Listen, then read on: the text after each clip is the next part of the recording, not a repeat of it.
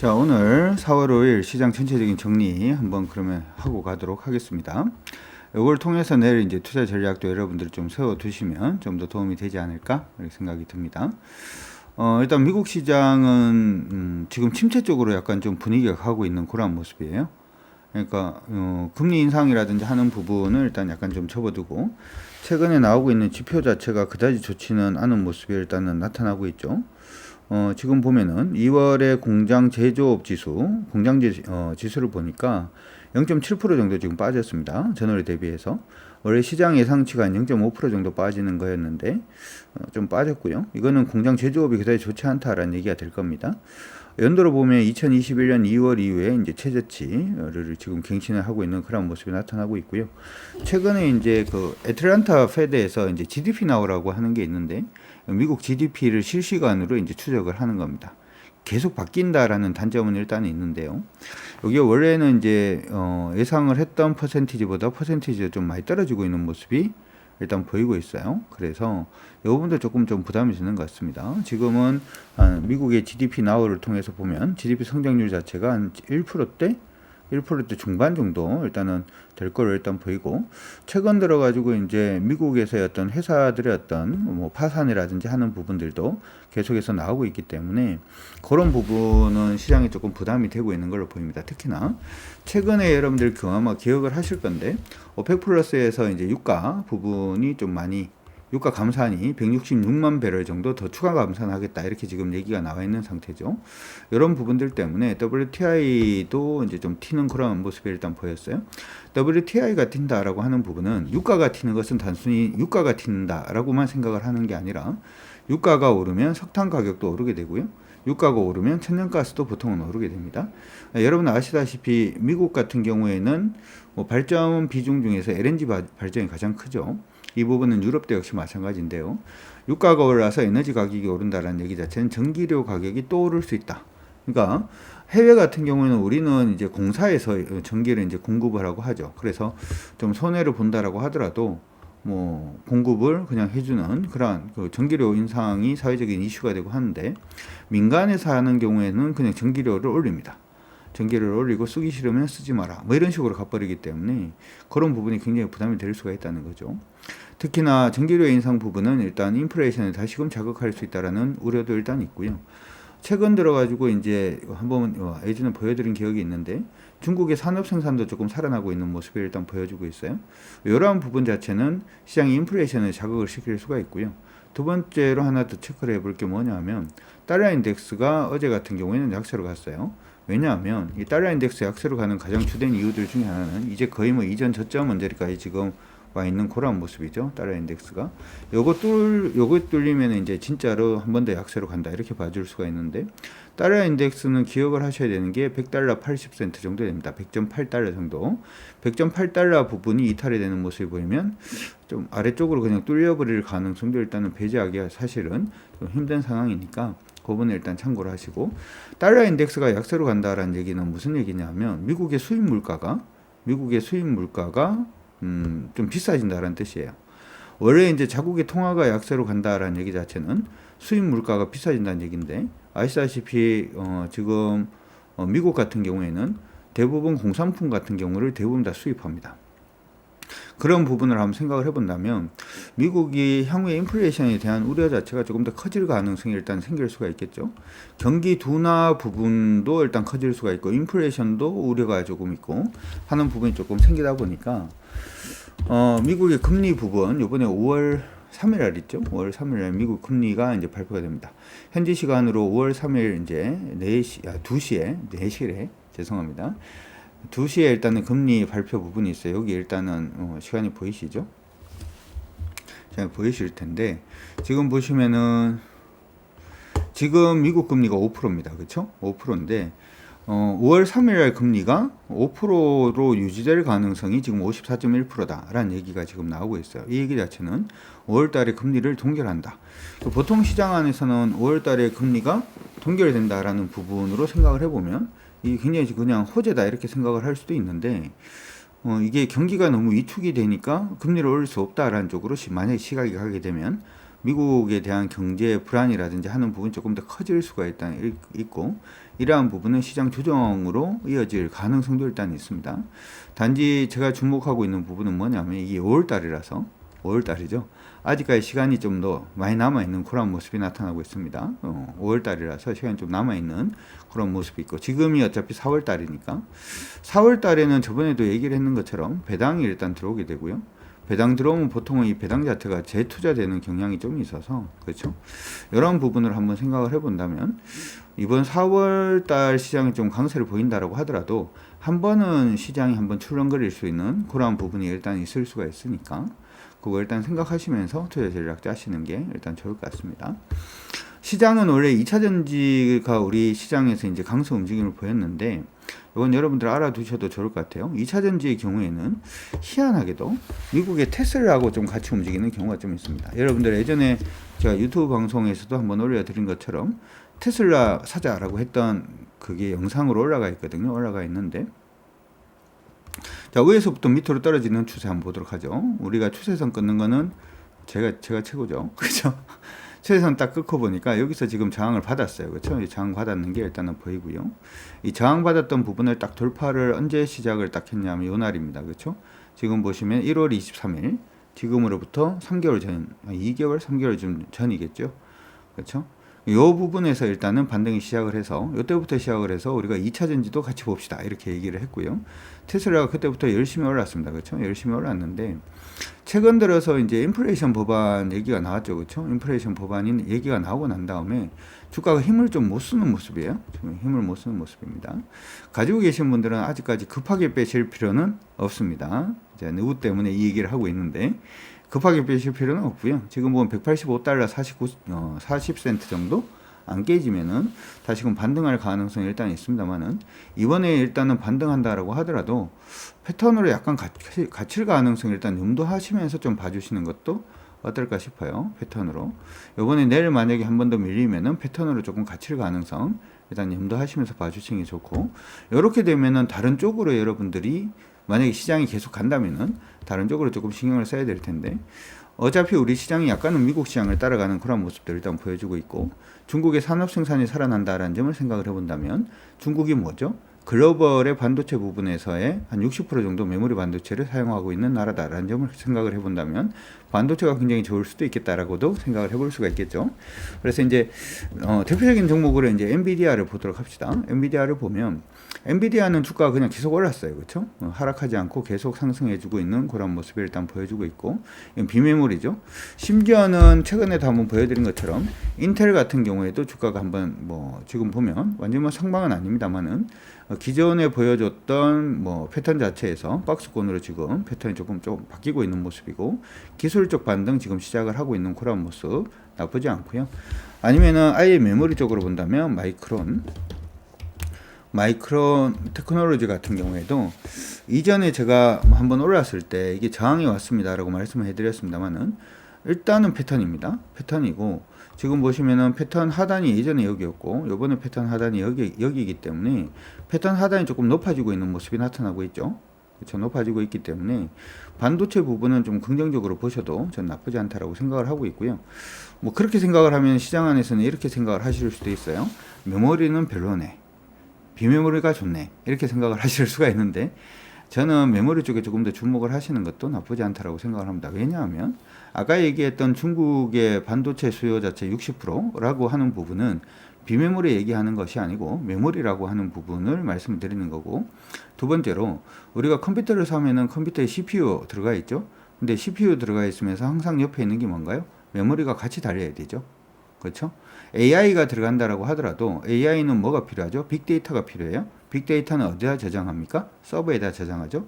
서버용 D램 부분이 필요하죠. 그렇기 때문에 메모리가 좋아진다는 얘기 자체는 메모리만 좋아질 수는 없어요. 비메모리도 같이 좋아질 수밖에 없다는 거고 최근에 이제 미국에서 보고서 나왔는 걸 보면 메모리 반도체의 이제 재고 조정이 거의 끝날 가능성이 높다 이렇게도 얘기가 나오고 있으니까 여러분들이 지금부터 시작을 해서는 국내 반도체 관련된 기업들 관심을 가져두시면 좋을 것 같습니다. 대표적으로 삼성전자 하나만 좀 언급을 해드리고 가도록 하죠. 삼성전자 언급을 해드리면 제가 보고 있는 부분은 다른 쪽인데 장비라든지 하는 부분부터 먼저 지금 보려고 하고 있는데 삼성전자 관심 있으신 분들도 많으니까 삼성전자도 이미 추세 돌았습니다. 이때 일단 추세 돌파를 했죠. 요 추세를 이때 한번 돌파를 해주는 모습이 일단 있었기 때문에 삼성전자의 매수 타이밍 자체는 지금은 추세적으로 봤을 때 65,000원 거래가 됩니다. 만약에 65,000원 넘어서는 모습이 보이면 그때 놓치지 않으시면 좋을 것 같고요. 물론 최근 들어서 기관들이 매수 안 하고 있죠. 아래쪽 이제 흐름을 보면 기관이 매수를 안 하고 있는데 최근의 종목들 특징을 좀 보게 되면 외국인 매수만으로도 원래는 외국인이 매수하는 종목이 굉장히 세게 가는 게 아니라 보통은 굉장히 뭐라고 할까요? 원딩하게 원딩이 아니고 굉장히 얌전하게 이렇게 올라가는 경우가 많은데 요즘은 외국인들 매수만으로도 주가가 좀 급하게 올라가는 경우들이 좀 많이 보이니까 지금 삼성전자가 지금 외국인 매수로 추세가 돌리면 그때부터 시작을 해서 삼성전자를 보셔도 저는 나쁘지 않다라고 생각을 합니다. 나머지 작은 종목들은 우리 제가 11시에 금요일 11시에 하는 유튜브 방송 한국경제TV에서 하는 유튜브 방송이나 회원 방송을 참고를 해 두시면 좋을 것 같습니다. 어쨌든 이렇게 보시는 것도 하나 중요해 보이고요.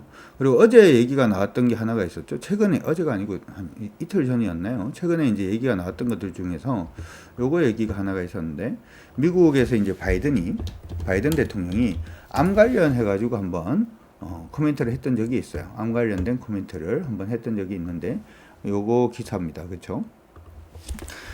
미국 바이든 행정부가 암정보 계획을 이제 발표를 했고 이 부분으로 인해서 K바이오주가 고공질주를 하고 있다 이런 얘기가 일단 나오고 있고요. 지금 보면은 관련돼서 NK맥스라든지 지노믹트리 암조기 진단 키트 업체들이 지금 급등하고 있다 이런 얘기가 일단 있습니다. 이 부분이 조금은 이어질 수도 있겠다라고 생각을 해요. 조금은 이어질 수 있다라고 생각을 하는데 시장에서 얘기 나왔던 종목 말고 저는 지금 보고 있는 부분이 아예 이제 암 관련된 종목을 보시기보다 헬스케어 관련된 종목을 보시는 게 어떨까 이렇게 생각을 합니다.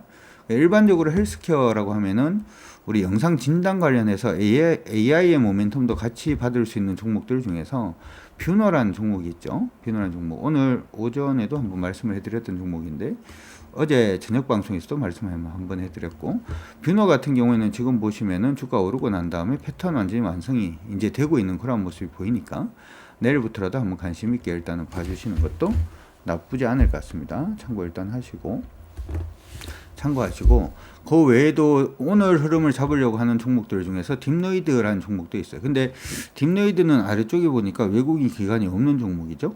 이 종목은 개인 종목입니다. 개인 종목이라는 얘기 자체는 다시 돌려서 얘기를 해보면 굉장히 이제 변동성이 커질 수 있다라는 단점이 일단 있기는 해요. 오늘 패턴을 일단 돌려내고 있는 모습이 보여주고 있으니까 관심 있게 좀 보셔도 나쁠 것 같지는 않고요. 일봉상으로 주가 멈추고 다시 돌파를 하는 모습이 보이면 그때부터 시작을 해서 매매 타이밍이 떴다 이렇게 생각을 하시고 봐주셔도 좋을 것 같습니다. 그 외에도 지금 쭉 쭉 얘기를 해드리면 우리 AI 신약 관련된 종목들 신데카파이어는 지금 아직까지는 제대로 오르지 못하고 있는 모습 보여주고 있고요. 분석 진단 관련해서 오늘 마크로젠 한 6% 정도 일단은 급등은 해주고 있는데 마크로젠은 오르면 여기가 저항입니다. 저항 부분 돌파하는지 한번 체크를 해두시고 주가가 너무 많이 조정을 받아서 반등을 해도 매물을 계속 받을 수는 있어요. 그 부분에 대한 리스크도 같이 추적을 하시면서 봐주시면 좋을 것 같습니다. 지금 추세선은 이렇게 꺼져 있으니까 요거 일단 기억을 해두시면 좋을 것 같고요. 그 다음에 나머지 종목들 지금 보게 되면 의료기기 헬스케어 관련해서는 메디아나 솔번 나노엔텍 브옥스 이런 종목들 일단 있고요. IT 인프라 솔루션이라든지 소프트웨어 관련해서는 소프트센이 1000짜리죠. 그렇죠? 오늘 좀 급등해주는 모습이 일단은 보였습니다. 디지털 헬스케어 관련된 종목들 시장 안에 좀 많죠. JLK도 그들 종목들 중에 하나인데 추세는 지금 조금 잡아주고 있는 모습이 좀 보이고는 있어요. 추세는 조금 잡아주고 있는 모습이 보여주고 있는데 이전에 이제 하락했던 그 하락 추세대 내에서 지금 좀 박스로 움직이고 있으니까 추세 벗겨내면은 한번 관심이 가능하지 않나 이렇게 생각이 들고요. 디지털 헬스케어 솔루션 플랫폼 관련된 기업들 중에서 오늘 기관들 매수 유입된 종목들 이지케어텍이라는 종목이 일단 있었고요. 의료기기 관련돼서는 레인은 이미 급등해서 여기까지 올랐어요. 그렇죠? 올라서 이거는 지금 하려 그러면 조금 빠르게 움직일 수 있는 분들 위주로만 일단 좀 보시면 어떨까 이렇게 생각이 들고요. 그래도 나름 타이밍을 좀 잡는 종목들 중에 의료기기 관련된 종목들 중에서 오늘 제이시스 메디칼이 좀 반등을 해주는 모습이었는데 요거는 지금은 뭐 못했다라고 하더라도 내일 가격권이 9,250원 돌파하면 한 번 더 슈팅이 나올 가능성이 일단 높아 보이니까 그건 참고하시면서 봐주시면 좋을 것 같습니다. 어쨌든 지금 시장이 전체적으로 보면 코스닥 같은 경우에는 애매한데도 계속 올라가죠. 요즘 뭐 그런 얘기를 굉장히 많이 합니다. 앞서서도 얘기를 한 것처럼 지금 경제 상황은 좋지 않아요. 경제 상황은 좋지 않습니다. 근데 경제 상황이라고 하는 부분을 저는 여러분들이 두 가지로 나누어서 생각을 하시면 좋을 것 같아요. 이 두 가지라고 얘기하는 부분은 뭐냐면 미국 쪽하고 중국 쪽 두 군데를 나누어서 일단 봐주시는 게 좋은데 우리는 사실은 경제가 중국에 조금 더 의존성이 크죠. 그렇죠? 이게 홍콩까지 포함하면은 홍콩을 만약에 중국에 넣어서 그냥 대중국 무역 비중을 따져보면은 거의 33% 정도 됩니다. 33%. 그냥 중국 대륙만 따지고 보면은 한 24%에서 5% 정도 되고요. 미국 같은 경우는 10%대란 말이죠. 미국은 10%대인데 어쨌든 미국은 지금 경기가 약간 좀 세모로 가고 있는 느낌이 좀 들어요. 그렇죠? 유가가 상승하면은 인플레이션 생길 수 있고 유가가 상승하는 부분 말고 달러 인덱스가 강세로 또 보이고 있으니까 약세로 보이고 있으니까 이것도 수입 물가가 올라가는 부분이니까 이 두 가지가 인플레이션 요인이 되고 인플레이션이 일단 오고 있는데 문제는 아까 제조업 지수라든지 하는 부분들 아니면 최근 이제 구인 부분을 체크를 해보더라도 경기가 약간 좀 둔화되고 있다라는 게 보이거든요. 그럼 인플레이션 생기면서 일단은 경기가 좀 침체되는 이상한 또 스태그 얘기가 또 나올 수가 있기 때문에 이런 부분 조금 부담이 되죠. 근데 중국 같은 경우에는 CPI가 확인하고 갈까요? 최근 CPI 얼마까지 나왔는지 한번 확인을 하고 가도록 합시다. 중국 CPI 한번 확인을 하고 가도록 하죠. 중국 CPI를 한번 보도록 하죠. 저번에 조금 올랐는데 지금 보니까 중국의 CPI가 지금 떨어졌네요.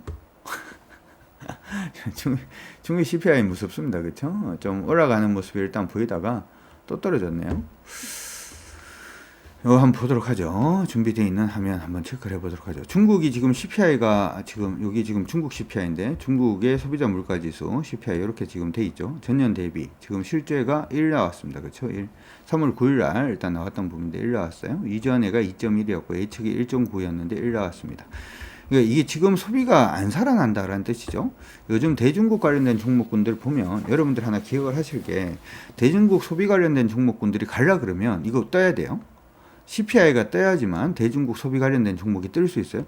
여러분들이 지금 아마 중국이 이제 뭐 위드 코로나 이제 해가지고 중국 사람들 굉장히 많이 오고 명동 가봐도 좀 많이 늘어나는 것 같은데 왜 중국 소비 관련주는 못 가나요? 왜 못 가냐 하면 소비를 안 하는 거죠. 소비를 안 하니까 CPI가 1%대잖아요. CPI가 1%대라는 얘기는 뭐냐면 이거 양적 완화를 해도 관계없다는 얘기거든요. 양적 완화를 할 수 있다는 얘기예요. 중국의 양적 완화라고 하면은 지급 준비금을 낮춘다든지, 그렇죠? 지급 준비금을 낮춘다든지, 아니면은 최우대 금리를 낮춘다든지 하는 부분이 될 겁니다. 왜 돈을 안 쓸까라고 생각을 해보면, 이거는 이렇게 생각을 하시면 돼요. 여러분들이 이게 우리 집이 원래 20억 했는데 20억을 했어요. 원래 우리 집이 10억을 했는데 집값이 20억까지 올랐어요. 그럼 왠지 좀 부자가 된 것 같죠? 아무 일이 없는데 왠지 부자가 된 것 같아. 왠지 부자가 된 것 같아서 돈을 좀 씁니다. 20억 정도 집이 되면 차는 2억짜리 정도는 굴려야지 뭐 이러면서 돈을 쓰게 되죠. 근데 집값이 다시 떨어진 거예요. 다시 떨어져서 뭐 10억으로 다시 떨어졌어요. 그럼 왠지 무슨 느낌이 드냐 하면 가난하게 되었다라는 생각이 들어요. 사실은 사는 집은 똑같은데 금리를 낮췄다라고 하더라도 왠지 집값이 이렇게 되면 가난한 그런 느낌 좀 들죠. 중국이 요즘 부동산 경기를 살리려고 하는 부분도 부동산 경기가 살아나야 소비가 살아나는 그런 경향이 좀 있습니다. 좀 심리적인 요인으로 이러한 부분들이 일단 있기 때문에 어쨌든 중국은 지금 이렇게 보면은 양적 완화라든지 하는 부분 경기를 부양하려고 하는 노력 자체를 계속해서 펼 겁니다. 그러면 우리가 생각을 해야 되는 게 우리나라 경제라든지 아니면 우리나라의 투자 심리 자체가 중국을 보고 따라갈 것이냐 미국을 보고 따라갈 것인가에 따라서 전략이 조금 바뀔 수가 있어요. 전략이 조금 바뀔 수가 있고 어쨌든 이번 제가 지금 생각을 하는 부분은 미국 쪽을 쳐다보는 것도 이제 중요합니다만은 미국이라든지 유럽 쪽은 그냥 뭐라고 할까요? 우리가 GDP를 올릴 때 할 수 있는 부분 자체가 GDP를 올릴 때 할 수 있는 부분이 세 가지가 있다라고 말씀을 드렸어요. 첫 번째 부분이 수출하는 거. 우리나라처럼 수출을 많이 하면 GDP가 올라가는 거. 두 번째 부분으로 우리가 볼 수 있는 거는 소비를 많이 하는 거. 그렇죠. 소비를 많이 하는 거. 세 번째 부분으로 볼 수 있는 부분은 인프라라고 말씀을 해드렸죠. 중국이 됐든 아니면 미국이 됐든 유럽이 됐든 일단 지금 할 수 있는 건 인프라예요. 근데 인프라를 한다라는 얘기 자체는 예전에는 보도블럭 깨고 하는 부분이 인프라였다면 지금은 인프라 한다라고 얘기를 하면 태양광 풍력 아니면은 여기에 스마트 그리드 아니면 수소 개발 뭐 이런 쪽이거든요. 이쪽 인프라는 필요하기 때문에 아니면은 CITS 그러니까 미국의 테슬라 같은 경우에는 자율주행을 할 때 정밀 지도가 필요 없습니다만은 한국의 자율주행하고 중국의 자율주행은 뭐가 필요하냐 하면 CITS가 필요해요. 그래서 그런 쪽으로도 여러분들이 한번 관심을 가져본다든지 아니면 중국 경기가 살아남으로 인해서 우리가 수혜해 볼 수 있는 업종군들 아까 말씀을 드렸다시피 기본적으로 뭐 반도체라든지 하는 부분들 뭐 그런 부분들로 아마 매기가 전환이 될 수도 있다라고 하는 부분 기억을 하시면서 봐주시는 게 어떨까 이렇게 생각이 드니까 여러분들 참고하시고 시장 대응을 잘 해주시면 좋을 것 같습니다. 자, 오늘 몇 종목들을 일단 말씀해 드렸는데 어쨌든 코스닥 같은 경우에는 언제까지 갈지 모르겠어요. 지금 여러분들이 목표를 갖지 마세요. 시장 안에서 수익을 내기 위해서는 목표를 가져가면 힘들어요. 얼마까지 간다라고 생각을 하면 힘들고 안 무너지면 몰고 간다. 그거예요. 안 무너지면 몰고 간다. 제가 얘기를 할 때 주식 투자하는 거하고 일상생활하고 좀 많이 비슷하다 이런 얘기를 많이 하는데 우리가 사람을 사귀고 난 다음에 너무 잘 지내는 것 같으니까 이제는 헤어져야 되겠어 라고 생각하는 사람 아무도 없습니다. 그렇죠? 아니면은 직원을 뽑았는데 직원이 일을 너무 잘해요. 직원이 일을 너무 잘해. 그래서 직원 일 잘하니까 직원을 잘라야겠다 이렇게 생각하는 사람은 아무도 없습니다. 뭔가 실수를 하거나 뭔가 나의 아크레스건을 건드리거나 그렇게 됐을 때 이 사람을 안 봐야 되겠다라고 생각하는 것처럼 시장을 몰고 갈 때도 시장이 깨지지 않으면 끝까지 그냥 간다. 불안해도 일단은 가는 거예요. 불안해도 깨지지 않으면 그냥 계속 간다. 이렇게 생각을 하고 가시는 게 좋을 것 같고 오늘 시장이 거래가 또 터졌죠. 거래가 터졌으니까 이건 지금 계속 이렇게 갈 수밖에 없는데 코스닥 같은 경우에는 내일부터 시작을 해서 856포인트 안 깨지면 그냥 긍정적으로 계속 보고 갑니다. 856포인트가 안 깨지면 코스닥은 그냥 긍정적으로 생각을 하고 계속 몰고 갑니다. 계속 그냥 몰고 간다 이렇게 생각을 하시고 봐주시면 좋을 것 같고요. 거래소 같은 경우에는 지금 마지막 포인트 한번 잡아보면 오늘 어찌되었던 2500포인트 언제까지 올랐어요. 그렇죠? 2495포인트입니다. 시장에서 굉장히 두려워하고 있는 포인트 자체가 2500포인트인데 그렇죠? 굉장히 두렵죠. 굉장히 두려울 때 우리가 하는 일은 뭐냐면 올라가다가 여기서 저항 잡았어요. 그렇죠? 저항 잡고 난 다음에 한번 조정을 받고 돌파를 했죠. 돌파를 했으니까 이 사이에 가장 낮은 부분을 이탈가로 잡고 이렇게 보는 거죠. 여기 잘 안 보이면 60분봉 들어가서 추세 봐도 돼요. 60분봉 들어가 추세를 보니까 오르고 난 다음에 여기서 멈췄죠. 그렇죠? 멈추고 한번 돌파를 해주고 다시 여기서 멈추고 돌파를 했으니까 이렇게입니다. 그렇죠? 이렇게. 지금 부분에서는 일단은 요거 저점으로 잡을까요? 60분봉이니까. 2478포인트만 깨지지 않으면 괜찮다라고 생각하고 몰고 갑니다. 불안함이 있어요. 그래서 저번에 어떤 TV 프로인가 보니까 증시는 불안과 공포를 타고 올라간다. 뭐 이렇게 얘기를 하는데 아니야. 쉬는 것도 방법이긴 한데요. 쉬는 것도 방법이긴 한데 종목이 나오는데 안 하는 것도 예의가 없음입니다. 오케이? 예의가 없음이니까 그렇게 체크를 하시고 아까 제가 무역 이거 얘기하니까 뭐 질문이 좀 있는 것 같아요. 자연년의 무역 적자 그걸 우리가 주력 한번 봐야 된다고. 무슨 얘기냐 하면 잘 들으세요. 작년에 중국이 제로 코로나를 했죠. 알고 있다 1번. 그렇죠? 중국이 작년에 제로 코로나를 했단 말이야. 제로 코로나를 하면서 제로 코로나를 하기 위해서 뭘 했나요? 뭐 어디 성에서 뭐 코로나 걸리면 거기 봉쇄, 상해에서 뭐 코로나 걸리면 상해 봉쇄, 상해 봉쇄하다 보니까 상해 부두도 봉쇄, 그렇죠? 북경에서 뭐 코로나 들으니까 한 단지 봉쇄, 나오지 마라 그러고 공장에서 코로나 걸리니까 거기 사람들 가둬놓고 기억나시죠? 그 상태에서는 공장이 제대로 돌아갈 수 있다 없다 못 돌아가겠죠, 그렇죠? 소비를 제대로 할 수 있다 없다 못 하겠죠. 아니, 아까 얘기를 할 때 중국이 일반적으로는 전 세계에서 반도체 수요 자체가 한 60% 정도 수요를 하고 그 중에서 한 20% 정도는 자국에서 쓰고 나머지 한 40% 정도는 해외에 이제 재가공을 해서 수출을 하는데 그럼 작년에 중국이 제대로 공장이 돌았을까를 한번 생각을 해보자고. 위도 코로나를 할 때 제대로 공장이 돌았을까 안 돌았을까? 안 돌았겠죠. 그러니까 반도체 메모리 반도체 수요의 한 60% 정도 차지를 하고 있던 그 지역이 봉쇄가 돼버리면 그 6개월 정도 봉쇄를 했잖아요. 거의 이제 부분적으로 봉쇄를 했습니다만은 당연히 그러니까 반도체 수출이 좋아 안 좋아? 안 좋겠죠. 반도체가 적자가 당연히 나겠죠. 그러면 우리나라 무역 수지에서 반도체가 차지하고 있는 기여율 자체가 거의 한 60%가 넘는데 이게 박살이 나니까 당연히 우리나라가 무역 수지 자체도 박살이 나겠죠. 당연히 대중국 수출 자체도 박살이 나겠죠. 근데 이 부분이 뭐 때문이었다? 제로 코로나 때문이었다면 원래 위도 코로나가 되면서 산업 생산만 살아나면 중국의 산업 생산만 살아나면 올 하반기에는 반도체 수요 자체가 중국이 정상적으로 돌아오고 그러면 우리나라가 올 하반기에는 무역 수지가 어떻게 대중국 무역 수지가 흑자로 전환될 수 있다. 정부에서도 지금 얘기를 하는 게 올 하반기에는 무역 수지가 적자에서 흑자로 돌아설 겁니다라고 얘기하는 이유가 그 이유 때문이다라고 하는 것도 같이 기억을 해두시면 좋을 것 같습니다. 질문이 나와서 그거까지 답변해 드렸습니다. 어쨌든 시장이 굉장히 지금 불안불안하면서 올라간다라고 하더라도 불안불안해도 그냥 가는 겁니다.